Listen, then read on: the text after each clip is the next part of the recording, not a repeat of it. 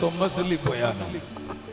ఓ ఇంత ఆసక్తితో చేస్తే ఎవరికి కానీ వచ్చిన మీరు ధన్యులు. చప్పట్లు కొట్టి దేవుని స్తుతించు.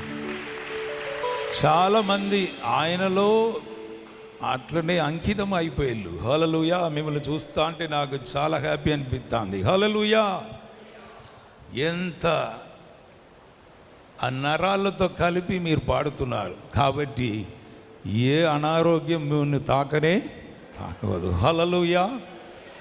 అది మాత్రం కాదు, వర్షం వచ్చినా కూడా వచ్చిన మీకు వచ్చే సంవత్సరంలో కారు ఇస్తాడండి దేవుడు. మీరు వచ్చే సంవత్సరం కారులో వస్తారు. హల్లెలూయా.